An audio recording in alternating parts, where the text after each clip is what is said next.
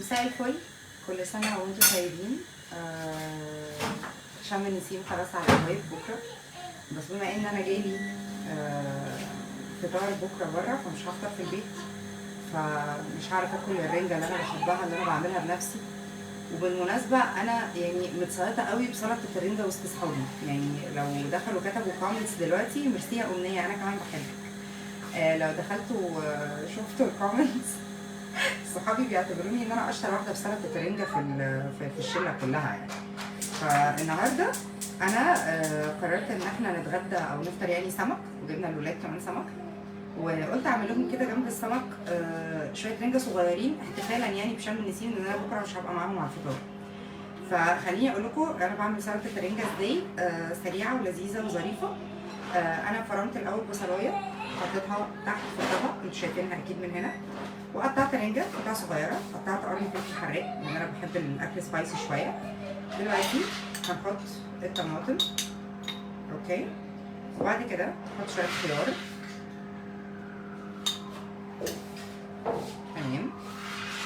وبعد كده الخطوات اللي جايه بقى هي دي اهم حاجه، دي الحاجه انا محتاجه ليمون ونبت. هنحط بعد كده ليمون، هنحط طحينه، طبعا لازم نرب الطحينه كويس قبل ما نفتحها. العصير بتاع الليمون ونبي ياسمين.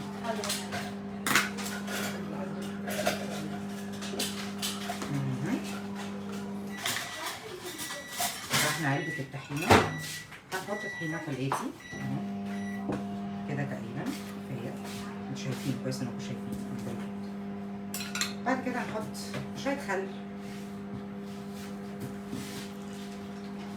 بصوا هو مفيش مقادير، يعني انتوا تحطوا كده يعني بالشبه، يعني مش هعرف اقول لكم مقادير بصراحه، بس احنا تقريبا يعني حطينا ربع علبه الطحينه. نعم عايزه شويه؟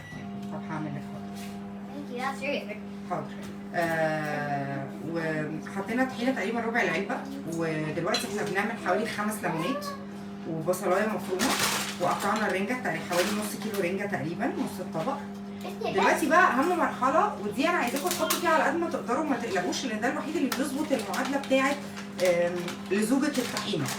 احنا هنحط بقى ايه؟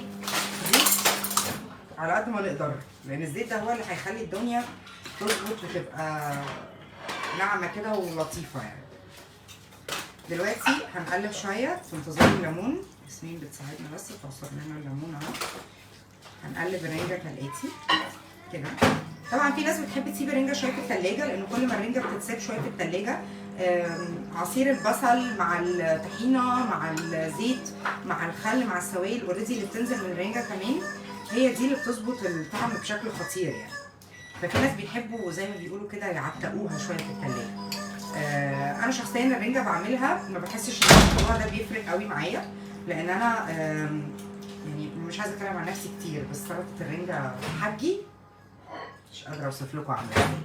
انا ببص على الكومنتس، ايه ده يا غاليه احنا بنعمل سلطه رنجه لان بكره كل سنه وانتم طيبين شم النسيم، وانا هبقى بفطر بره فمش هبقى بفطر في البيت، فقلت ايه ما احرمهمش من سلطه الرنجه بتاعتي. كفايه اسمك. كل سنه وانتم طيبه يا ماما. طيبه يا عيني. دول تقريبا 4 معالق ليمون، خليت كمان شويه في الطبق. هنقلبهم بقى دلوقتي. وعايزه اقول لكم على معلومه على فكره، احنا لما بنحط الليمون الطحينه بتتقل بزياده، فلو الزيت حسيتوا ان هو خفف الطحينه شويه ما تقلقوش، اول ما هتنزلوا بالليمون هتلاقوا القوام بتاع السلطه ظبط جدا.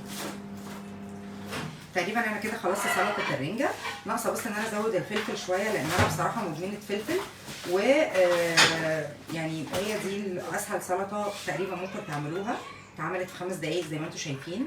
انا بقى بناء على البوست بتاع امبارح لما كتبت لكم كلكم هتاكلوا فسيخ ورنجه ولا لا، تقريبا 90% من الناس قالت ان هم هياكلوا فسيخ ورنجه، فانتوا شجعتوني، عشان كده النهارده عملت لكم سلطه الرنجه عشان بكره انتوا تعملوها وتقولوا لي ايه الاخبار، وتسيبوا لي كومنت بعد ما تعملوها على الفيديو ده، تقولوا لي اذا كان طلعت تمام ولا مش تمام، ولو عندكم اي معلومه اي تريكايه نقدر نخلي بيها السلطه احسن من كده يا ريت تكتبوها لي عشان ابقى اعملها بعدين وانا كمان استفيد منكم.